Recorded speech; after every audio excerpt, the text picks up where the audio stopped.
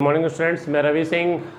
Doubt of the day section में जो आज की प्रॉब्लम मैं लेके आया हूँ, ये पहली प्रॉब्लम टाइम एंड वर्क की है, जिसको पूछा है प्रियंका यादव ने।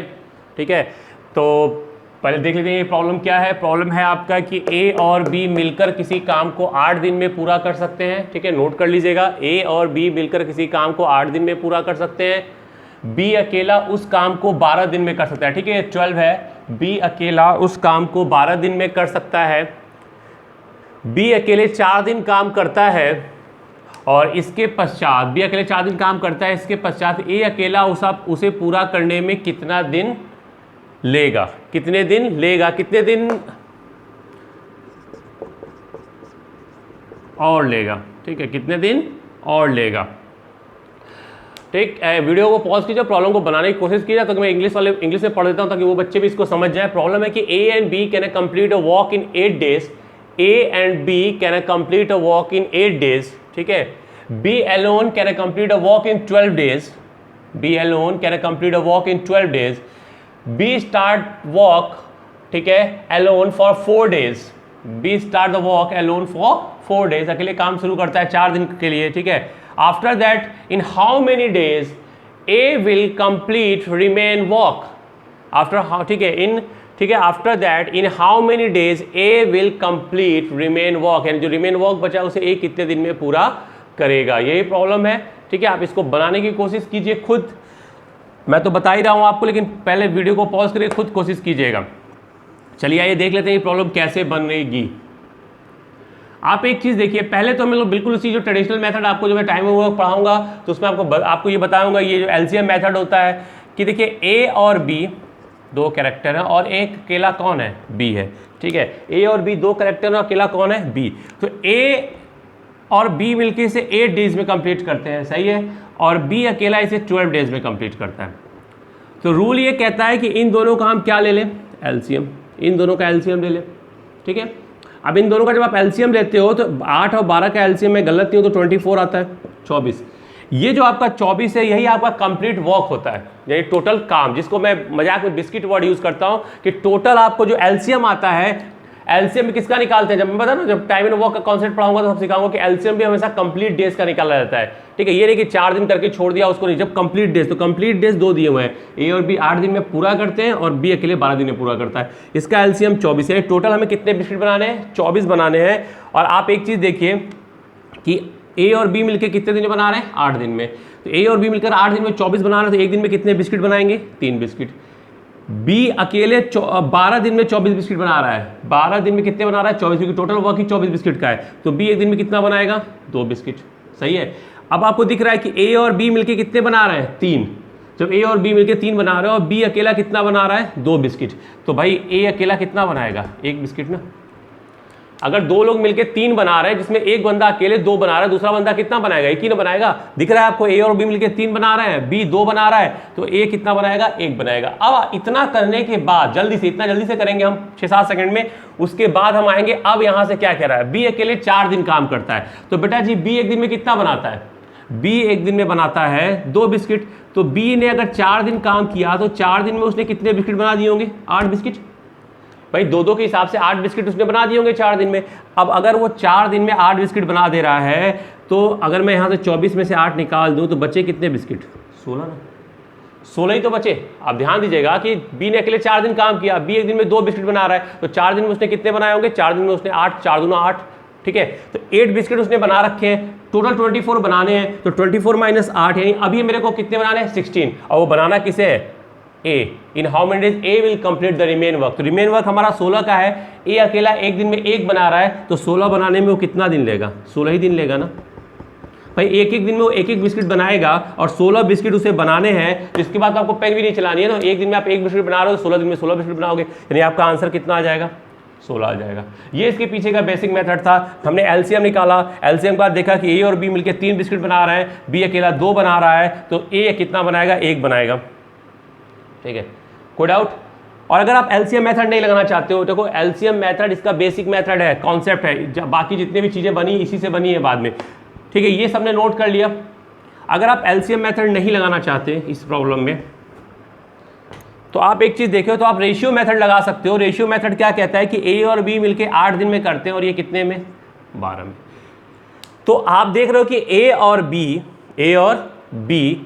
ये 8 दिन में और ये 12 दिन में। तो जब टाइम एंड वर्क का आप चैप्टर पढ़ेंगे तो उसमें एक चीज़ पढ़ेंगे कि जो वर्क इफिशियंसी होती है, जो जो नंबर ऑफ डेज होते हैं, दोनों एक दूसरे के रेसिप्रोकल होते हैं, यानी कार्य करने की क्षमता और दिन एक दूसरे के व्युत्क्रमानुपाती होते हैं। ठीक है, एक व्युत्क्रमानुपात का मतलब एक बढ़ेगा तो एक घटेगा। पटदारी थ्योरम, जिसको मैं अपना वर्ड यूज करता हूँ, पटदारी थ्योरम, जब पढ़ाऊंगा तो बताऊंगा पटदारी थ्योरम क्या है। पटदार होते हैं ना, कहते हैं कि एक पटदार कहेगा सूरज पूर्व से निकला, दूसरा कहेगा वो दक्षिण या उत्तर तो बोलेगा नहीं, वो सीधा सीधा बोलेगा नहीं पश्चिम से निकला है।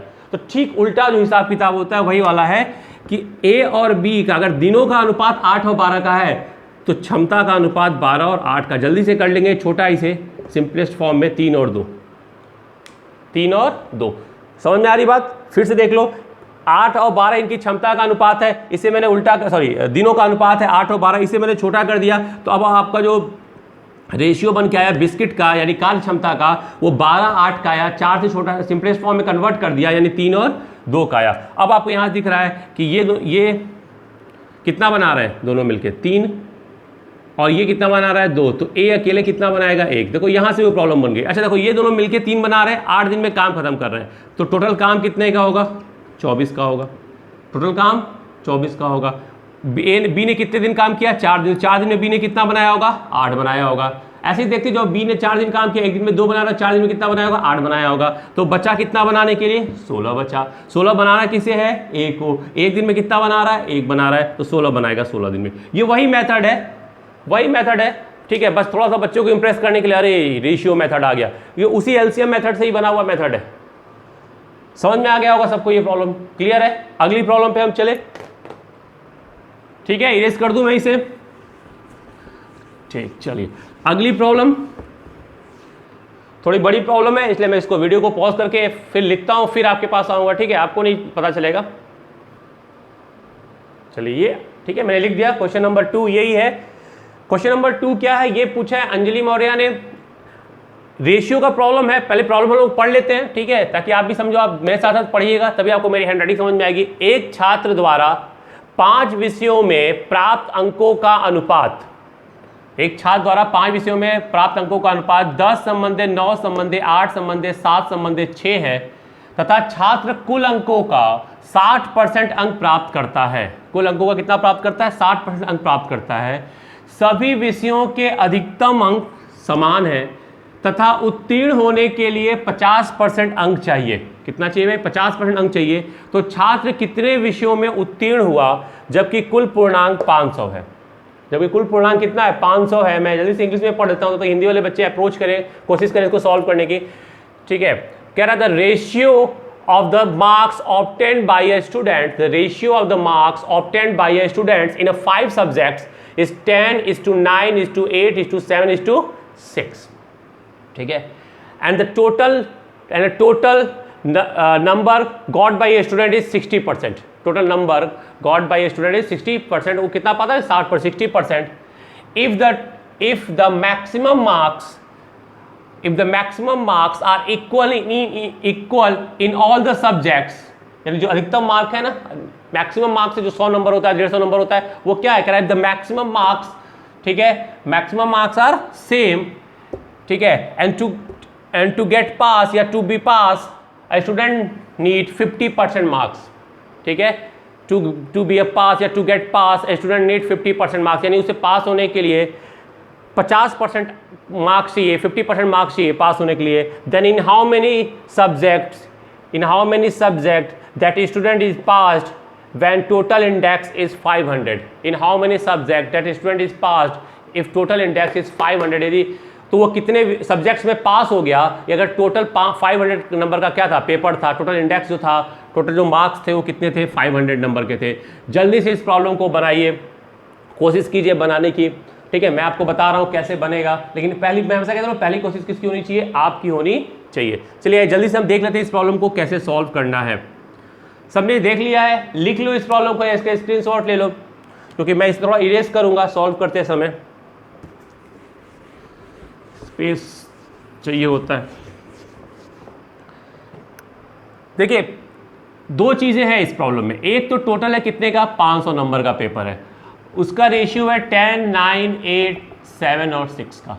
अब एक बात देखो यहाँ जल्दी से ध्यान समझना कि 500 नंबर का पेपर है और वो पाया कितना है 60%। किसका 60%? वो 60% पाया हुआ किसका? 500 का।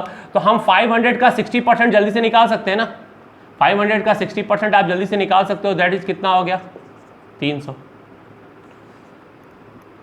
कितना पाया है वो? 300। भाई वो देखो 500 नंबर का टोटल पेपर है और वो 60% पा रहा है, तो 60% का मतलब होता है 500 का 60% होता है भाई 300। यहां तो किसी को तकलीफ नहीं, 300 पाया हुआ है। अब एक बात, दूसरी बात कह रहा हर सब्जेक्ट में बराबर अधिकतम अंक बराबर है। देखो 5 सब्जेक्ट हैं, 500 नंबर का पेपर है, सब बराबर बराबर के हैं, तो आप बिल्कुल बता दोगे ना कि हर एक पेपर कितने का होगा? 100 अंक का होगा। हर एक पेपर का जो मैक्सिमम मार्क्स होगा वो कितना होगा? 100 होगा। कोई डाउट? 500 नंबर का पेपर है, 5 सब्जेक्ट हैं, तो एक एक सब्जेक्ट और सब में बराबर बराबर मार्क्स मिलने हैं, मैक्सिमम मार्क्स सब में बराबर है, तो 500/5 यानी कितने का हो गया? 100 नंबर का। कह रहा है पास होने के लिए 50% अंक की आवश्यकता है। ठीक है, पास होने के लिए कितना चाहिए? 50% अंकों की आवश्यकता है। तो अगर पास होने के लिए 50% अंकों की आवश्यकता है, ठीक है, ध्यान दीजिएगा, तो भाई 100 नंबर के पेपर का 50% 50 नंबर ही ना होता है। ये सब लिखिएगा नहीं एग्जाम में, ये तो ऐसे ही बनाइएगा कि भाई 500 नंबर का पेपर है, 5 सब्जेक्ट, तो एक सब्जेक्ट का मैक्सिमम होगा 100, 50% चाहिए, तो 100 का 50% कितना होता है? 50। यानी हमने ये जल्दी से निकाल लिया कि पास होने के लिए उसे कितने मार्क्स चाहिए? पास होने के लिए उसे मार्क्स चाहिए 50। अब इसके बाद आइए प्रॉब्लम को बनाते हैं। अब इतना करने के बाद, इतना जल्दी से हम कर लेंगे, 500 का 60%, 300 और फिर 500 को बांट दिया 5 भाग में, 100 का 50%, 50। ये हम 6-7 सेकंड में ऐसे दिमाग मैनुअल कर लेंगे, पेन नहीं चलाना है। इसके बाद का 2 अप्रोच सिखा रहा हूं आपको। एक अप्रोच जो कि कॉमन बच्चा लगाएगा, थोड़ा सा अपना टाइम वेस्ट करेगा। एक जिस बच्चे का दिमाग अच्छा चल रहा होगा, जिसने अपने को अच्छे से समझा लिया होगा। देखो पहला अप्रोच क्या है? पहला अप्रोच तो ये है कि हम इसका टोटल देख लें। 10, 9, 8, 7, 6 हो गया आपका 40, नहीं 40 हिस्सा। ये एक में 10 पाया, एक में 9, एक में 8, 7, 6, तो टोटल इसका हिस्सा कितना हो गया? 40 हिस्सा। और टोटल वो पाया कितना है? 300। तो हम 40 बराबर 300 रख दें, क्योंकि भाई एक में 10, 9, 8, 7, 6 मिलकर तो 40 मार्क पाया होगा ना, 40 हिस्सा पाया होगा, 40 यूनिट्स, और पाया कितना है टोटल? 300। तो 40 बराबर 300 के रख दें, तो एक बराबर जब हम निकालेंगे तो 300/40, दैट इज 7.5। एक में कितना पाएगा वो? 7.5। ठीक है, अब जैसे ही एक भाग बराबर 7.5 के, तो आप यहां से निकाल सकते हो 10 भाग बराबर कितना? 75 के होगा। 9 बराबर कितना के होगा? 8 बराबर कितना होगा? 7 बराबर 6 बराबर कितने के होगा? या इसके बाद थोड़ा सा दिमाग लगा लो आप। थोड़ा दिमाग क्या भाई, पास होने के लिए 50 चाहिए, तो 1 बराबर 7.5 के, ध्यान दीजिएगा, एक हिस्सा बराबर 7.5 के, एक भाग बराबर 7.5। क्या ना समझ में आया होगा ना? इसको जोड़ दिया, 40 भाग बराबर 300 पाया, तो एक भाग बराबर 7.5 के, तो 10 भाग बराबर, तो 10 का 7.5 में गुणा करोगे तो आपको देखो पास होने के लिए चाहिए 50 नंबर, यानी 7 का भी अगर मैं 7 से गुणा करूं तो 49 होता है। यानी आपको जब भी एक बराबर इतने के, तो जो भी हिस्सा होगा वो हिस्सा 7 से भी कम का होना चाहिए, क्योंकि 7.5 का गुणा करना है उसमें। और अगर आप ये चीज देख लिए कि 1 बराबर 7.5 का है, तो 7 7 ही 49 होता है, तो 7.5 में 7 से गुणा करोगे तो 50 से ऊपर चला जाएगा। हमको 50 नंबर चाहिए पास होने के लिए, जो समझा रहा हूं दिमाग रखना, पास होने के लिए 50 नंबर चाहिए। यानी जिसका भी इसमें गुणा करेंगे, थोड़ा सा स्मार्ट तरीके से सोचेंगे हम, जिसका भी इसमें गुणा करेंगे वो 7 से छोटा होना चाहिए, और ऐसा नंबर केवल एक है, वो है 6। हमारा आंसर आ जाएगा। वैसे भी आप करते आ जाओ तो 1 बराबर 7.5, तो 10 बराबर 75 आ जाएगा, 50 से ज़्यादा, यानी इसमें भी पास हुआ है। 9 बराबर निकालोगे तो 9 7 63 होता है। ठीक है, तो 9 7 कितना होता है? होता है ना, तो 63 होता है। तो 63 में भाई आधा तो और बढ़ा दो, तो वो तो 67.5 हो गया आपका। 8 7 56 होता है, उसमें आधा और बढ़ा दो तो सीधे सीधे कितना हो जाएगा वो आपका? ठीक है, वो आपका 60 हो जाएगा। 7 7 7 49 होता है, आधा आप बढ़ाते जाओगे तो 3 3.5 उसमें और जोड़ दो तो आपका 52.5 हो गया। तो ये सब ज़्यादा, देखो आपको सब ज़्यादा 50 से ज़्यादा दिख रहे हैं। केवल एक ये है 7 चक्का 42 होगा, और 3 उसमें और जोड़ेंगे, यानी 45। 50 से क्या हो गया नीचे? यानी एक ही सब्जेक्ट ऐसा है जिसमें वो फेल है, बाकी सारे सब्जेक्ट में वो क्या है? पास है। और आपसे पूछा है कितने में पास है, तो आपका आंसर आएगा 4। बस सारा खेल इसी के साथ। 40 बराबर 300, तो 1 बराबर कितने के? तो ये अप्रोच से हम निकाल लेंगे। एक अप्रोच आपको और सिखाता हूं, जैसे मुझे अगर एग्जाम इस प्रॉब्लम को बनाना होता, इतना करने के बाद 500 का 60% 300 होता है, मैक्सिमम मार्क्स 100 होगा, 50% चाहिए तो 50, मतलब मुझे पता चल गया क्राइटेरिया किस पे है? 50 पे। तो अगर मुझे निकालना होता तो इस प्रॉब्लम को मैं कैसे सॉल्व कर रहा होता? इसके बाद मैं इसको जोड़ता, 10 9 8 7 6, यानी टोटल मिला के वो कितना पाया है? 40। और पाया कितना है 300। अच्छा देखो, तो मैं क्या करता, मैं कहता भाई 300 उसने पाया, वो टोटल वो 300 पाया है, जो कि कितने हिस्से के बराबर है, 40 भाग के बराबर है। 300 नंबर जो वो पाया है, और वो पाया कितना है 40 हिस्सा, तो 300 नंबर 40 भाग के बराबर है। समझ में आ रही बात? तो पास होने के लिए कितना चाहिए, 50 नंबर है। तो बस मैं ये देखता कि अगर 300 नंबर जो टोटल वो पाया है वो 40 भाग के बराबर है, तो 50 अंक जो उसे पास होने के लिए चाहिए हर सब्जेक्ट में, वो कितने के बराबर होगा। यूनिटरी मेथड लगाएंगे, सिखाया ना, इसका इसमें गुणा, और ये नीचे 40 गुणे 50 बटे में 300, 5 से कट गया, ये हो गया 6, 40 बटा 6 यानी 6.66 आता रहेगा, वो आता रहेगा 6.666 आता रहेगा। ठीक है, अब आपको दिख गया, नहीं पास होने के लिए 6.66 चाहिए, कितना चाहिए 6.66 हिस्सा चाहिए, इतना भाग चाहिए हमें, इतना भाग। अब आप देख लो इतना भाग कौन पाया है, इससे ऊपर कौन कौन है, ये है, ये है, ये है, ये हमारा आंसर ऐसे आ जाता है। आप एक लाइन इस प्रॉब्लम को बना रहे होते, बस लिख देते कि 300 नंबर वो पाया है और पाया है 40 भाग, तो 300 नंबर बराबर 40 भाग के, तो 50 नंबर जो पास होने के लिए चाहिए, देखो वो कितने भाग के बराबर होगा, तो 300 बराबर 40 भाग, तो 50 बराबर इसका इसमें गुणा, और ये नीचे जैसे ही आप ये करोगे आपका आ जाएगा कि जो पासिंग मार्क है वो 6.66 भाग यानी यूनिट के बराबर, इतना यूनिट चाहिए आपको पास होने के लिए। और इतना यूनिट कौन पाया है, ये भी उससे ऊपर है, ये भी ऊपर है, ये भी ऊपर है, ये ऊपर है, ये नीचे है, यानी इन 4 में पास है, वो उत्तीर्ण है, और इसमें वो फेल है। तो आपसे पूछा है कितने में उत्तीर्ण है, तो इसका आंसर आएगा 4 में। क्लियर है, समझ में आ गया सबको? कोई डाउट होगा तब भी पूछ लीजिएगा। समझ में आ गया है तो वीडियो को शेयर और सब्सक्राइब जरूर कर दीजिएगा। ठीक है, फिर मिलते हैं कल कुछ और डाउट के साथ। आपका कोई डाउट होगा तो कमेंट बॉक्स में कमेंट करके पूछिए। ठीक।